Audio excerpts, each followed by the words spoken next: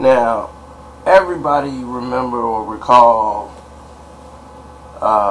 what was going on with Wendy Williams at the time when she was going at it with Puff. See, when Wendy first started off, she was on the little radio show, The Kiss, and all that stuff. When she was doing all that, she was, no plastic surgery then, just regular old girl from the hood, big girl. Her arms was bigger than her boobs at the time. And she was just, gossip queen. Doing her thing, going around, hee hee ha ha, hanging out with the chicks, getting all this info.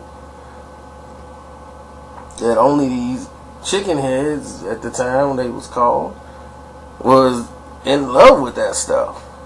And they built up her popularity on the show and stuff. Because she always seemed to have the dirt.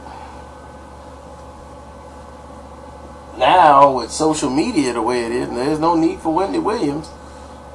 Because everybody knows something.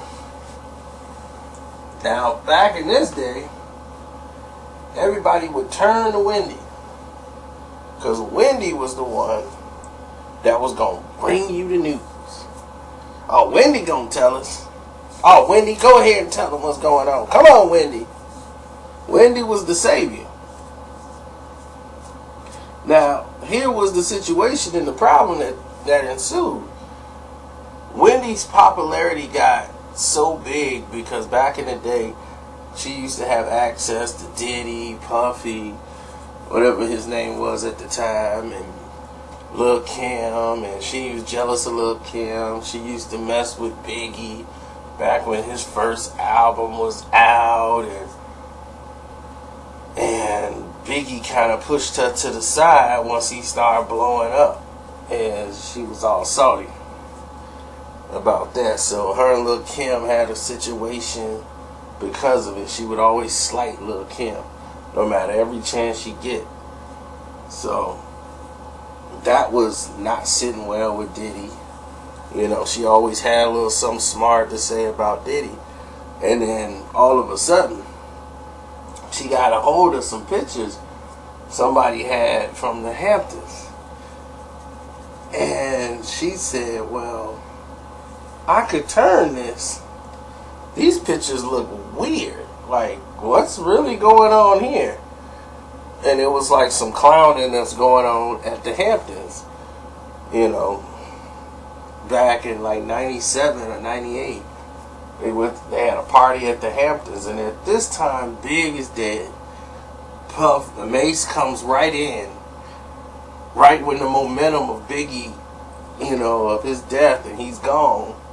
They keep the train moving right along, and here comes Diddy and Mace. So this is at the height of Diddy and Mace. Now you got the Diddy and Mace train going, and they got every radio station rolling their hits on the West Coast and the East Coast. They got both. They got the entire radio. They're on a whole new spectrum as far as the songs, the music, everything. They are running it right now. And Wendy Williams made a very big mistake. She went ahead and said, I think that there's something going on with Puffy, and alluding to the fact that he may be gay.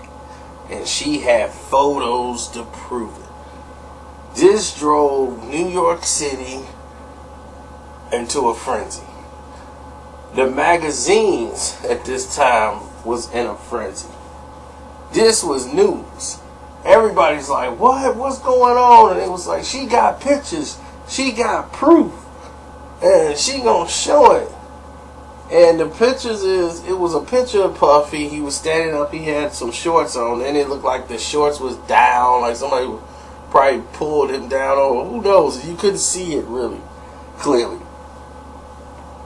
But anyway, it was enough to start some gossip and some rumors.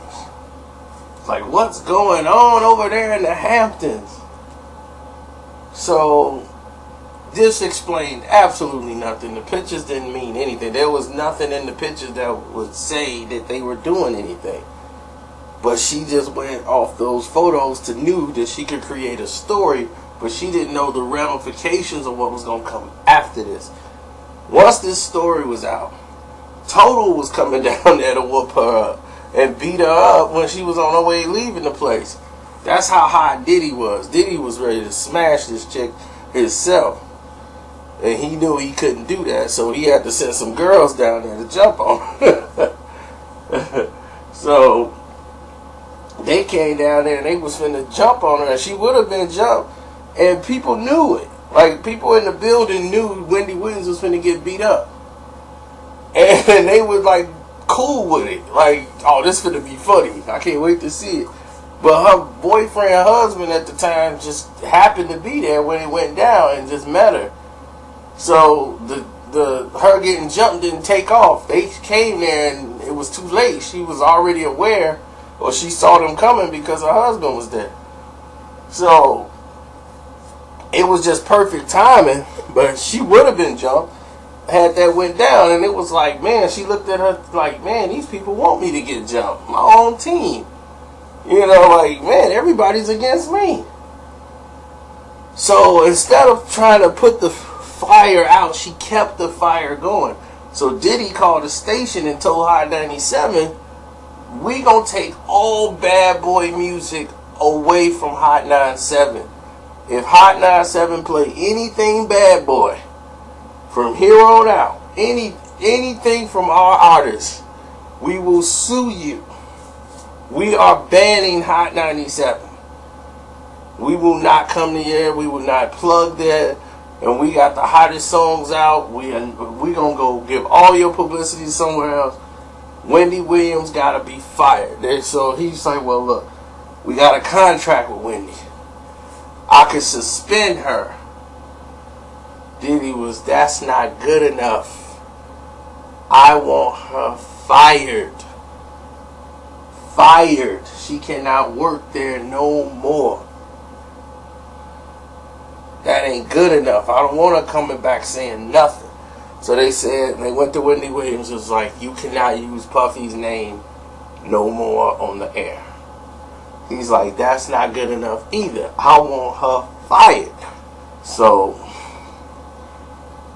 he was like, if she ain't fired by Friday, don't play any more bad boy music. And I mean that. And I have a lawyer send you everything. He was like, oh, we ain't got to do all that. They went to Wendy Williams, called Wendy in the office and told her, Wendy, I can't put your shit on the air no more. I got to let you go. So they had to give her a severance package. So once she was let go, she got her checks in the mail. You know, so it was what it was. She had to come back, get her own show, and do her own thing. But it made her go to a whole new position. But it also showed you that there's a responsibility you gotta have when you do this type of stuff. There's stuff I can't say that I would love to say, but I can't say even doing this stuff with YouTube. Stuff I just can't say. Plenty of stuff, because there's other people who got jobs. You know, they like, man, dude, don't. I thought you was going, one person like, man, I thought you was finna go all the way with that. I'm like, no, he didn't. I'm like, no, dude, I'm not gonna get you fired. I'm not, I'm not finna risk this person's job. I'm not finna do that to this person here. I'm cool with them. I can't say nothing. So that's why you don't hear me mention nothing about, like, Keisha Cole. People like, man, Keisha Cole, like, look, I know people in Oakland who knew Keisha Cole from back then. They were a little salty about her reality show because they were, like, never mentioned, and they were more family than anything. But that was neither here nor there. I knew not to mention anything with Keisha because of that fact. You know what I'm saying? So I left the Keisha Cole situation the way it is. Said, you know what? We done.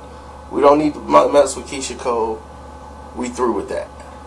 We don't need no beef with Keisha Cole and her peoples over there, because I still got people in the O the Dirty Bay. So it's cool. Now, this situation here was one that got blown out of proportion because they wanted to make a story out of it. Now, if that something like that happened, it's like whatever. They could take pictures and that stuff would have ruined Diddy's career. But if you probably go on the internet right now, you probably wouldn't be able to find those pictures. He probably had them completely destroyed off the internet. That's the power of it.